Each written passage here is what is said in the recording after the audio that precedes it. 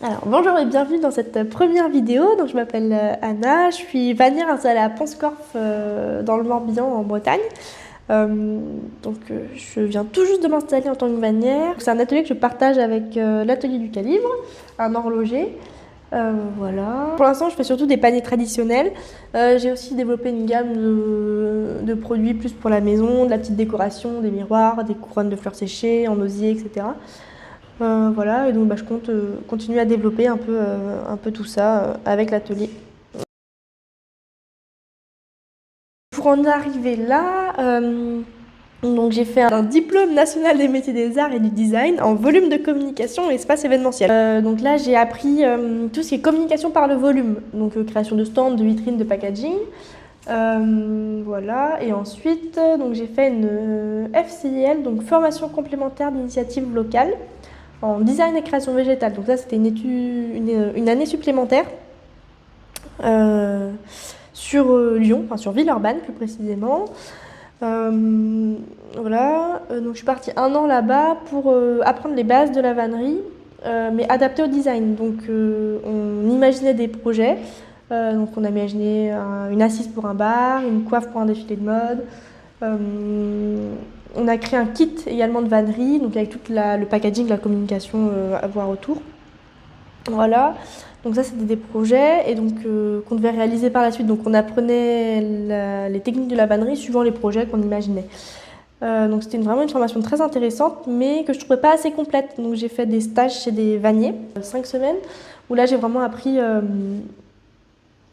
vraiment plus techniquement la vannerie, les bordures nattées, enfin voilà, des points vraiment plus techniques. Et donc c'est là que j'ai décidé de passer le CAP en candidat libre. Voilà un peu le parcours. Mais bon, aujourd'hui on n'est pas là pour parler de ça. Je viens ici vous parler des erreurs à ne pas commettre quand vous achetez un panier et vraiment les différences qu'il peut y avoir entre un panier de qualité et un panier d'un peu moins bonne qualité, on va dire. Voilà. Donc pour l'exemple, je vous montre ici donc un panier que j'ai pu réaliser moi-même à l'atelier, donc en osier brut et en osier blanc. Voilà, et ici un panier acheté pour l'occasion en osier blanc que voilà, j'ai trouvé dans le commerce. Voilà, donc on va voir un peu les différences entre les deux, les différentes caractéristiques et vraiment ce qui fait la différence de durabilité entre les deux plutôt. Donc pour commencer, on va parler de la constitution d'un panier. Donc sur mon panier, j'ai donc un fond, ici un fond rectangulaire. Ensuite, donc on a les montants qui sont donc placés sur le fond. Donc ici montant ourdi. Voilà, c'est la différence entre les deux paniers. Hein. J'ai pas fait le, j'ai pas trouvé deux fois le même modèle. Hein, donc voilà, donc j'ai fait avec ce que j'avais sous la main. Donc fond rectangulaire, montant ourdi, torche crocane torche, bordure ordinaire, anse cordelée et bien sûr un pied. On reviendra juste après sur le pied, mais pour moi c'est un peu un élément indispensable sur un panier. Je vous expliquerai un peu plus tard. Ici, fond rond, montant piqué, une torche qui est là, peu visible mais qui est là, une crocane, de nouveau une torche ici et un pignon petit et bordure ordinaire avec anse alsacienne. Voilà les différences déjà niveau construction sur les deux paniers. Donc comme je vous disais, je vous parlais du pied tout à l'heure. Mon panier, je ne l'imagine pas sans pied. Déjà, première chose à regarder pour moi sur un panier, le pied. En fait, le pied, c'est une partie qu'on vient rajouter au panier. Donc on vient faire le fond, les montants, on fait tout ça, la bordure. Et une fois qu'on a fait tout ça, on vient retourner son panier, repiquer ces montants, ces restes de montants, et faire une petite torche, une bordure pour faire un pied. Donc c'est un travail qui nous prend 1 heure environ sur un panier, qui nous utilise de la matière première, donc voilà, mais qui permet la durabilité du panier. En fait, le pied va servir à, quand vous allez poser votre panier par terre, ou enfin voilà, que vous allez poser votre panier, c'est le pied qui va s'user et non le fond. Le pied, comme je vous l'ai dit, il vient se repiquer une fois que le panier a été tressé. Donc en fait, il peut s'enlever pour être fait. Chose que le fond, une fois qu'il est usé, votre panier est foutu. Vous n'avez plus qu'à le jeter à la poubelle. Donc pour moi, ça c'est une des premières caractéristiques à regarder sur un panier. Donc comme je vous disais, celui-ci, il n'en a pas, le fond est totalement lisse. Vous le posez, vous l'utilisez, le fond est foutu, votre panier est foutu.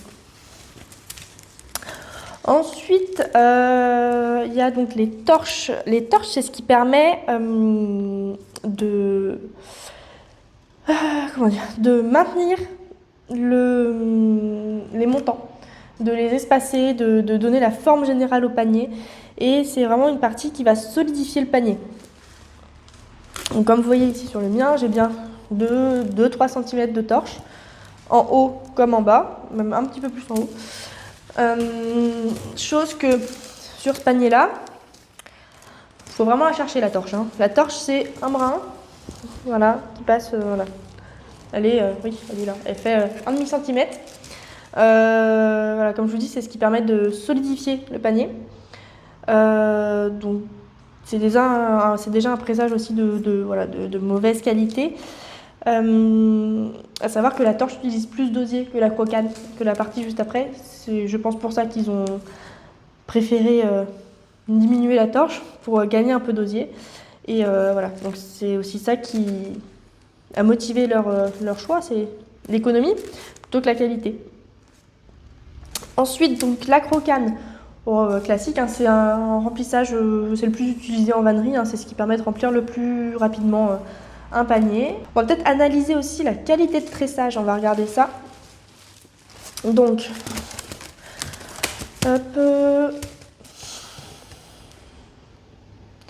déjà, première chose que je vois, j'ai pas de fond rond pour vous montrer la comparaison, mais première chose que je vois, ça va être la ligature du panier. Donc la ligature du fond ici, c'est vraiment le commencement du panier. Sur un fond rond, en général, on fait 3 tours de ligature, c'est ce qui permet de bien solidifier le cœur du panier. Ici, il n'y en a qu'un, donc voilà, c'est aussi une preuve que, pour une économie, toujours, pourtant c'est pas grand chose, ils préfèrent voir l'économie plutôt que faire 3 tours de ligature et bien solidifier le panier. Donc ça, c'est un fond qui va avoir tendance à s'écarter, à pas rester stable, et donc ça aura un impact à terme sur le comportement du panier et la forme du panier en général. Ensuite, autre point sur la qualité du tressage et de l'osier, ça va être les coudes, les cassures, l'osier qui est un peu haché. Par exemple, là vous avez un bel endroit là où vous avez que ça. C'est la queue de l'osier qui est éclatée. Voilà. Hop. Après, ici par exemple, vous voyez, hop, je ne sais pas si vous allez bien voir, un rajout. Donc ça, c'est un osier qui a cassé à cet endroit-là et on a remis un autre brin, hop, pour faire la suite. Ensuite, qu'est-ce que vous avez ? Là, voilà, l'osier qui casse. Donc ça, c'est présage d'osier de mauvaise qualité qui est pas forcément de qualité bagnarde sur le mien. Ça arrive de temps en temps d'avoir des coudes, d'avoir... quand je parle de coudes, hop, c'est ce petit passage-là, voilà, le brin qui, ici vous le voyez, il est bien lisse, voilà, et ici, tac, il y a une petite pliure, sans cassure, mais il y a une petite pliure, qui est quand même un point de fragilité. Sur un panier, c'est normal d'avoir quelques coudes, d'avoir quelques cassures par moment, c'est une matière naturelle, c'est normal, ça arrive, on ne sait pas pourquoi, il y a un brin à un moment donné qui va casser. C'est normal, le plus important, c'est de ne pas en avoir trop. C'est vraiment ça, un ou deux sur tout le panier, c'est pas dérangeant. Quand vous commencez à en avoir 5, 6, 7, 8, 10, là, je pourrais même pas tous les compter tellement il y en a. Ça joue sur la qualité et la durabilité de votre panier. Voilà. Ensuite, oui, j'ai oublié de vous dire, grosse différence. Ces deux paniers contiennent tous les deux de l'osier blanc. Donc moi, celui-là, il y a osier blanc, osier brut. Celui-là, 100% osier blanc. La grosse différence que vous pouvez voir entre les deux, ça va être la couleur de l'osier blanc. Ici, on est sur un osier blanc, couleur beige. Voilà, vraiment l'osier blanc traditionnel que vous pouvez voir. Et si vous êtes sur un panier, l'osier, il est orange. C'est pas une couleur naturelle pour de l'osier, hein, je vous le dis, pour de l'osier écorcé. Ça, c'est un osier qui a été verni. Voilà, très mal verni d'ailleurs, on peut voir des grosses coulures là, voilà. Mais surtout, l'osier verni, c'est un osier qui, dans le temps, il va casser très facilement. L'osier, c'est du bois, c'est du saule, c'est une matière qui a besoin de respirer, etc. Le vernis, à part faire en sorte que votre osier casse plus vite, il sert à rien. Donc, à part vous faire racheter un panier dans 1 an, 2 ans, 3 peut-être, ça sert pas à grand chose. Voilà. Après, on va parler de la bordure peut-être. Donc la bordure, comme je disais, bordure ordinaire pour les deux. Comme vous voyez, donc déjà sur celui-ci, hop, je vous laisse regarder la bordure. Voilà. Elle est régulière tout du long. Voilà. Je vous montre la terminaison de la bordure. Donc, la terminaison de la bordure, c'est là où on vient finir la bordure. C'est l'endroit où souvent il y a le plus de petits couacs parce que on fait des passages compliqués avec les brins.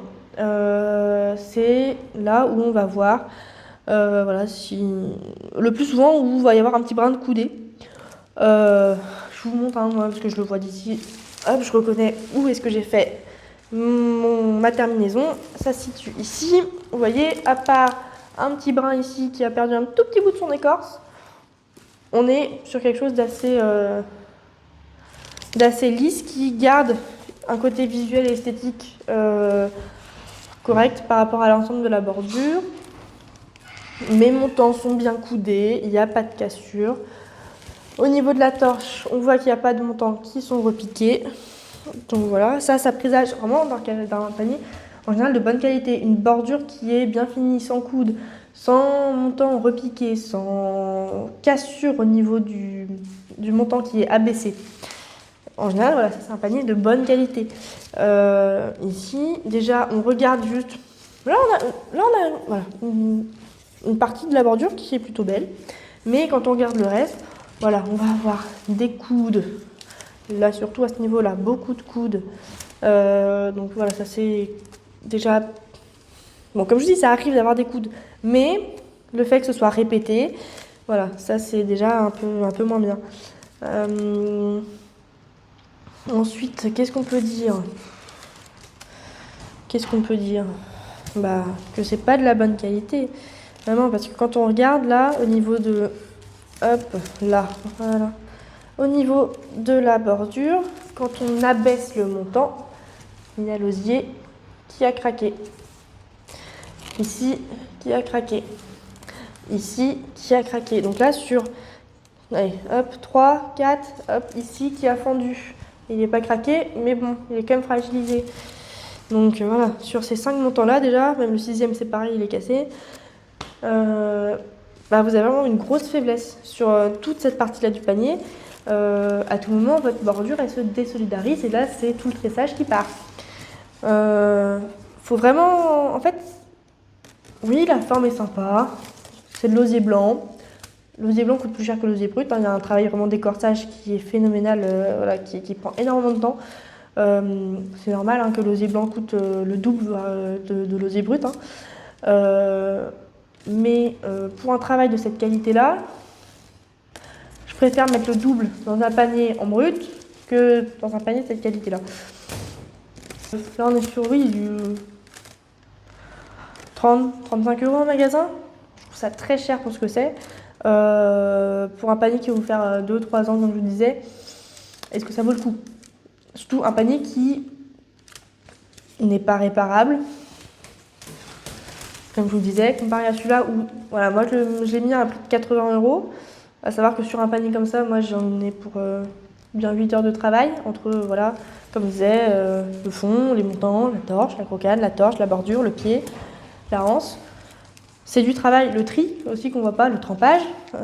Voilà, il y a plein de petites étapes en plus qui nécessitent voilà, du temps et voilà. Donc là on est à 80 €, mais comme je disais, bah, le pied, c'est lui qui s'use, on peut le refaire. Et c'est quoi, 10, 15 € pour refaire un pied? Et ça, le pied il s'use dans bien 10, 15 ans. La anse, c'est pareil. Donc anse piquée. Donc si la anse est foutue, tac, un coup de sécateur.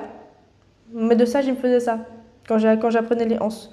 Les poignets, les anses, tout ça, je me suis entraînée. Hein. Surtout le panier. Je faisais une anse, il y avait un quoi quelque part, tac, il sortait le sécateur. J'avais même pas le temps de finir ma anse. On recommence. Donc pour vous dire qu'on peut repiquer plusieurs fois une anse dans un panier, il n'y a pas de souci. Voilà. Parce que là, quand je vois la anse, en parlant de anse, donc, comme je disais, ici, anse cordelée, donc c'est un brin qu'on vient entortiller autour de lui-même et qu'on vient ensuite entortiller autour du brin de sous-anse. Donc, brin de sous-anse qui est piqué, tac, ici dans la torche et qui vient jusqu'au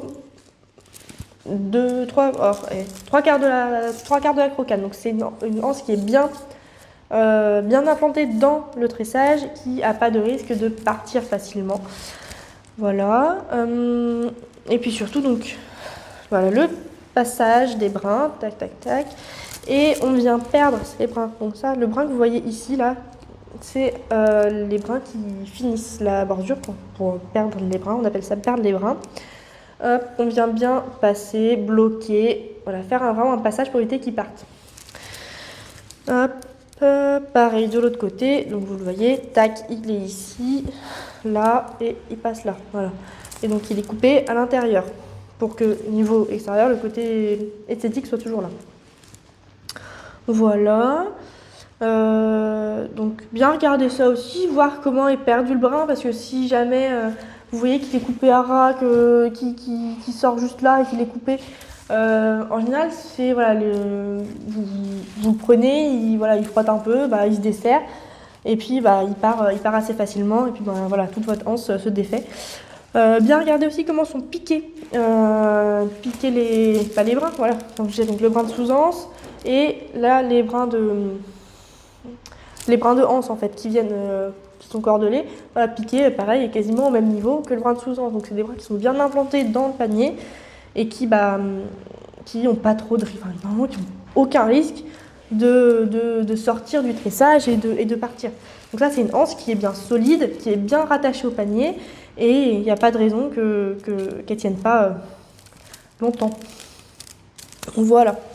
Ensuite, quand on compare à celui-là, anse alsacienne, il n'y a pas de... En soi, quand vous prenez un panier traditionnel, anse alsacienne, anse cordelée, il n'y a pas de différence technique, c'est juste un côté esthétique. Voilà. Donc quand on regarde celle-ci, on voit déjà voilà, les coudes, je vous en ai déjà parlé tout à l'heure, les petits coudes, il y en a un peu partout. À savoir que ça, en général, un vanille ne laisse pas passer. Il y a un osier qui coude, il l'enlève et il le remplace. C'est vraiment juste pour un côté esthétique. Hein. Ça, c'est voilà, sur la anse, un brin qui est coudé sur la anse. C'est plus un côté esthétique. C'est quand vous prenez en main, là, voilà, on sent que tac, il y a un petit bout qui ressort. C'est pas agréable. Et donc ici, quand on regarde, beaucoup de brins, très gros.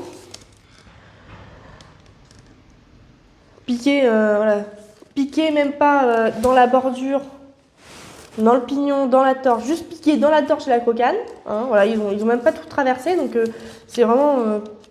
je sais même pas pourquoi ils n'ont pas piqué, pourquoi ils n'ont pas tout traversé, ils ont juste piqué, là, comme vous voyez, dans la torche et dans la croquade. Donc là, déjà, ça crée des gros trous, ça fait une déformation au niveau du tressage.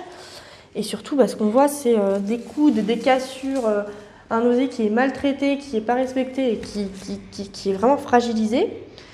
Et puis, voilà, comme je vous disais, des brins qui sont coupés à ras, qui ne sont pas perdus, qui ne sont pas bloqués, qui, à tout moment, peuvent sauter et défaire toute votre bordure, enfin toute votre anse, quoi.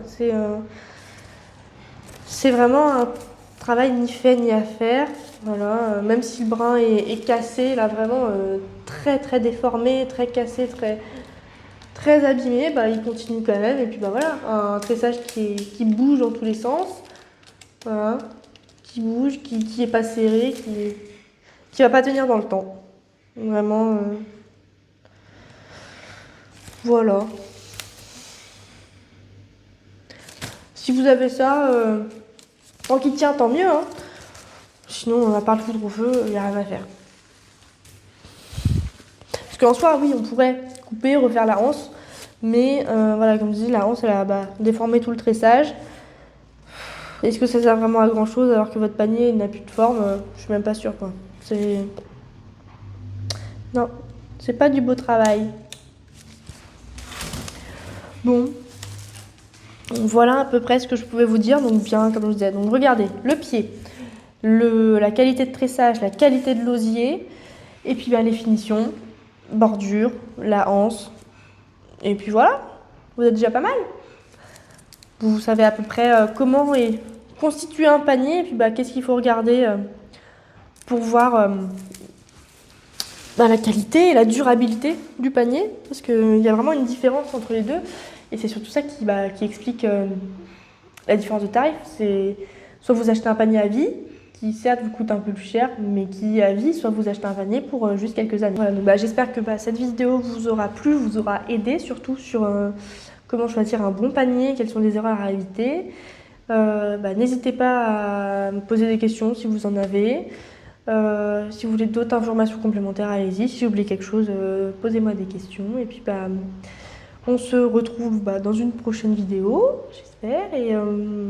Et puis voilà, si vous avez des idées, n'hésitez pas à les mettre en commentaire aussi. Et puis à bientôt!